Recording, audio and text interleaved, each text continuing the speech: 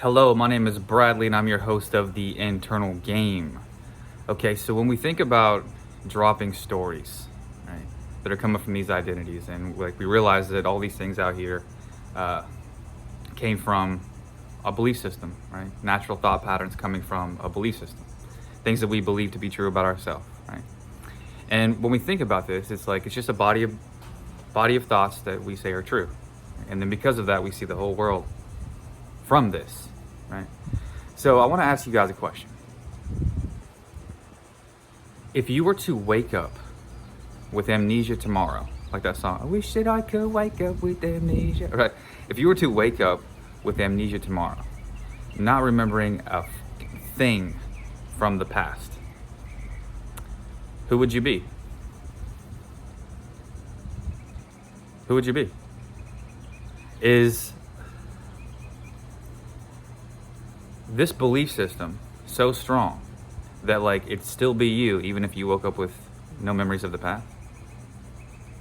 Nope. Sure wouldn't be, right? Who are you without the stories of the past? If you were to give it all up, to drop it, because there is no past, right? Like it's just, the past just exists in mind. Just like the future, it all exists in the mind. It's never been a past, never been a future. You've never been there, never going to be there, you're never going to be in the future.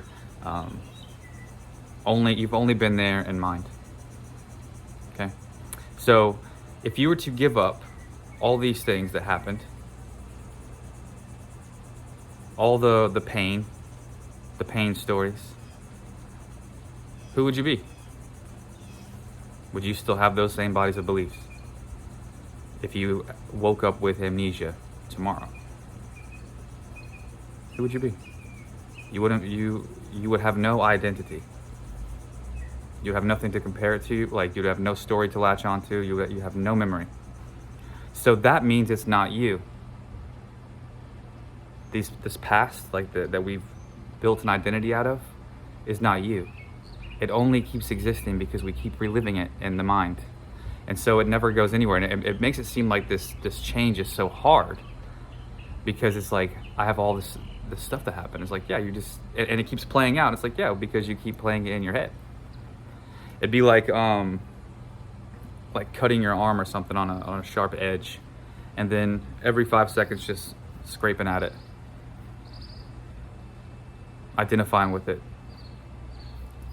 keeping it as a fresh wound every 5 seconds, coming up with stories as to why it is a thing and why it's part of who you are. That's what we're doing.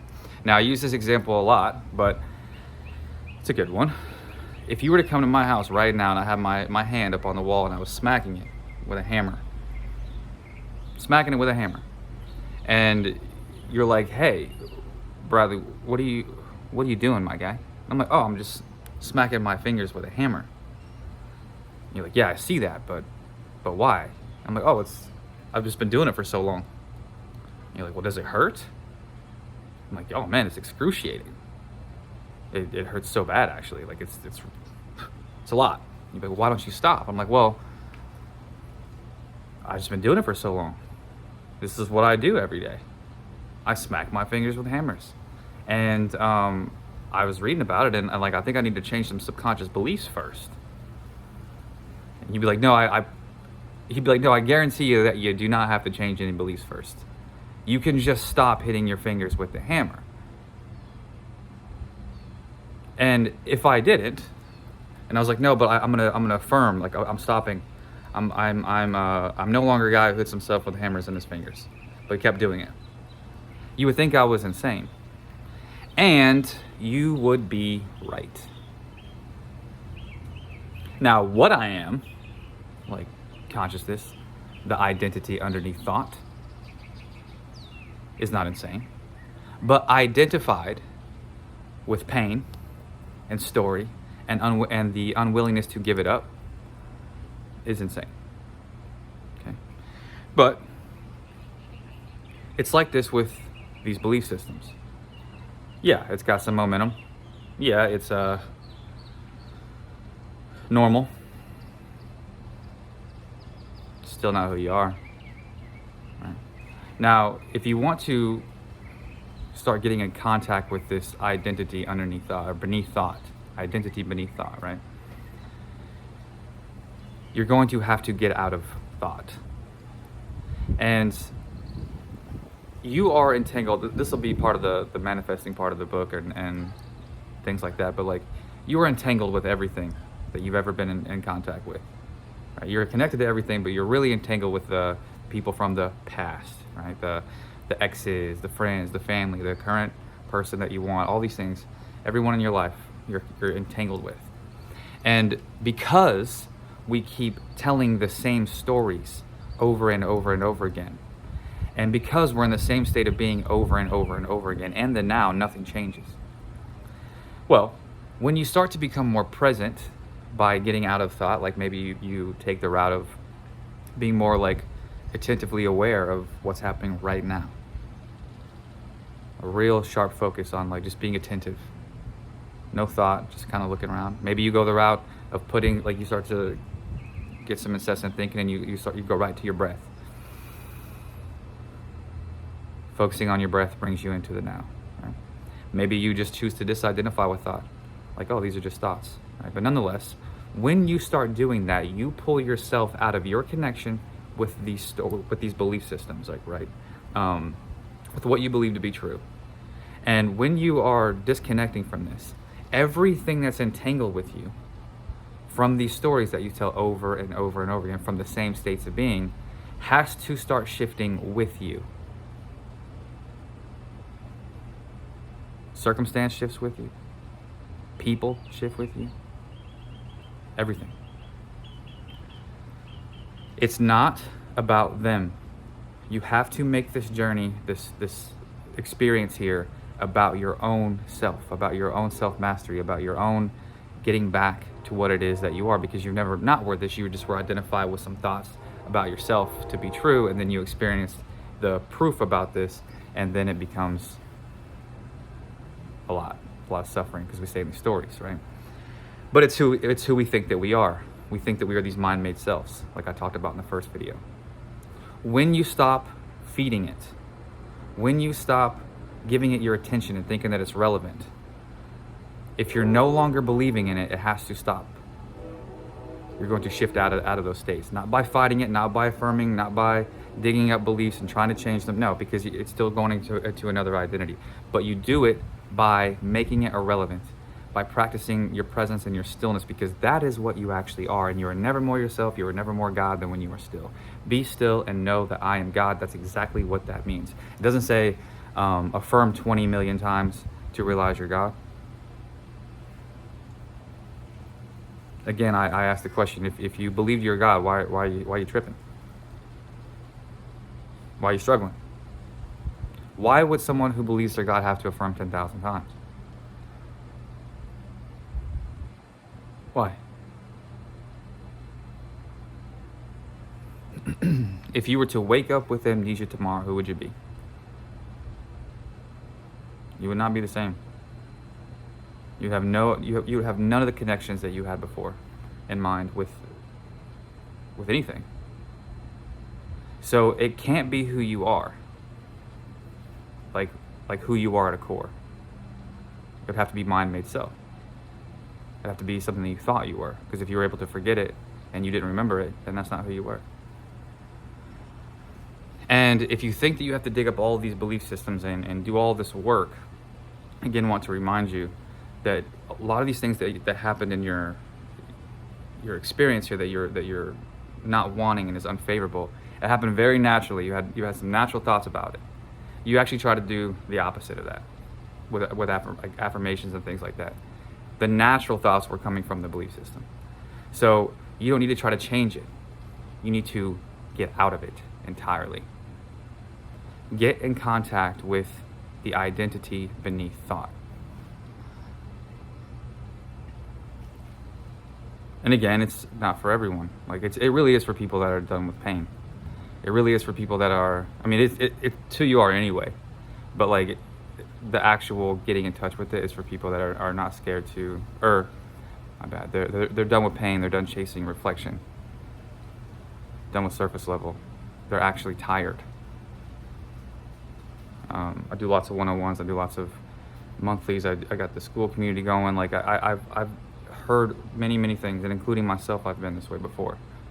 People don't want to give up story, because if they give up the story, then who are they? How would somebody still continue to be abandoned and rejected, like these beliefs that they have, if they gave up these stories? They wouldn't. So the mind's just like, no, we're not like that. No, like these things are happening. What about this happened in the past? Or what if this happens? It's like, it's just story. You have to disconnect this connection to story, to what it is that you believe to be true. And you do that by being more present, by gently bringing it back to the moment right here, right now, focusing on your breath every time you start to get a little, and it feels really real. Why would God have to struggle? Why would God have to affirm 10,000 times? Why would God need to change his subconscious beliefs? I bet you've tried many things about changing subconscious beliefs. I bet you've even tried affirming, telling new stories, and I bet you've been pulled back. But what have you tried? Stillness, though. Have you tried being aware of the present moment right here, right now? I actually just wrote an ebook called Craving the Now. For the intention was for people who had some issues with drugs and alcohol. Just like I had issues with alcohol before. And it's called Craving the Now because that's exactly what we're looking for, is this now moment. It's the only place that we can find wholeness. It's because it's what you actually are. The ego needs a past and a future to survive. A past because it has the story of who it is, and a future of one day promise of salvation, that when I finally get this, I'm going to be okay. And it lives there, and it's never going to be okay because this future never comes. And even if the thing that we wanted does come, it's still restless, it's still irritable, it's still discontent because it lives in past and future, and these things don't exist. And so what, like people that struggle with alcohol, like myself back in the day, or people that take drugs, or people that are addicted to literally anything, people, food, thinking, anything, is trying to escape the present moment because they think that the moment over there is better, and that's how identity survives. But it doesn't exist. So what people are actually craving is the now, because that's what you are. You're timeless. You are formless. Right? You're not of the mind, and we get tricked by believing that we are thought, thinking that like the person has it. So we keep chasing, or thought that the money has it, so we keep chasing the thought that like when this happens, it's finally going to be okay. And really what we're doing is craving the now. Just like when someone is drinking alcohol, they're looking for a temporary relief to the restlessness, the irritability, the discontent. And they drink like I did, and I was like, oh, finally. Or they take the drug and they finally feel good. Gotta escape my mind for a second. That's all you're trying to do, is get out of mind. Literally trying to just escape your thoughts, escape the present moment right here, right now. That's all anyone that's doing that is trying to do, whether that be eating, chasing a person, something like that. What you're looking for can only exist. What you're looking for only exists right here, right now. What you're looking for can only be found in the now. Okay? So get in touch with that. Watch what happens in your life. And by the way, like Eckhart said, you don't have a life, you are life. You actually are life. You are the universe in a human body. You are God in a human body. Watch what happens when you start practicing more stillness, more non-reactivity. And by the way, non-reactivity is not suppression. You're not running. It's literally observation without story. Whether that be the feeling that gets brought up, whether that be the circumstances, it's observing it without story. That's non-reactivity. Because it's never the feeling or the circumstance, it's your story about it that's causing you the hiccups. So try getting more into the now. Try getting more still. Try being more non-reactive. Make that your priority. And watch what happens when you do this. Because when you get out of story, When you give yourself amnesia right here in the moment and drop the past, watch how everything that happened in the past, whatever that we get in your life, starts to drop away. How everything shifts to this new state of being. How people that you've interacted with start to reach out to you, say they've been thinking about you, or like even the person that you're wanting is going to shift heavily to reflect back this new state of being. Because you're no longer telling stories that have been keeping you and them the same. This is what you actually are. The I am, the consciousness, the all. But the mind does not know what that means. The mind is just a part of consciousness. It's not the entire thing. Just like you have thoughts, but you're not it. You're not thoughts. One of the coolest things that Eckhart said was, thought needs consciousness to survive. Like everything needs consciousness, right? But consciousness does not need thought. It exists without it. You are way more powerful when you're not thinking. You are way more powerful when you are being instead of trying to affirm and get these things. Get in touch with the identity underneath thought. Give yourself amnesia moment by moment by dropping the past. And it'll try pulling you because it can't survive in the now. This identity cannot survive in the now. It's the fastest way to drop it. Challenging sometimes, but you keep doing it over and over again. Because it can't survive without a story, and it can't one day be okay, this longing, this yearning, until one day in the future something happens. If you get out of that and you get in the now, you get back to what it is that you actually are, this identity beneath thought, and you literally break the patterns. You break the connection between you and all these stories that you say you don't want, but you continue to entertain because it keeps reaffirming this identity. That's all that's happening. It's never been about the person, it's never been about anything else but that. So try it. Practice more presence. Bring it back to the now. Focus on the breath every time the mind starts to wander. And even if it feels really, really real, these stories, it's look around. Is it happening right now? Is it? All the chaotic, the dark, the doom that's in the mind, look around. Is it happening right now? I mean, right here, right now in your physical experience, what problem do you have other than in mind? Believing stuff in mind. And I'll tell you, like, again, if you are trying to flip thought, that means that you believe the thought that came up initially. That means you're actually identified with the thought that you're scared of, and you're scared of it because you're like, oh, it's going to manifest, so I have to flip it. That lets you know what you're identified with. Look at those thoughts as irrelevant. Don't, observe the thought. Don't identify with it. Be non-reactive to the thought. Observe it without a story, without adding to the story, without emotional connection to it. If you feel emotion, it's okay. Put the attention in your body. Feel the emotion. Let it vibrate out. Don't create story. Emotions are unhappiness. Emotions plus an unhappy story is unhappiness. Okay? So, work with yourself. Alchemize yourself, like your emotions. Sit with them. Accept them. Let them rock out. Be more present. Get out of these identities. Don't try to find another one. Get in touch with the identity beneath thought. Love you guys. See you soon.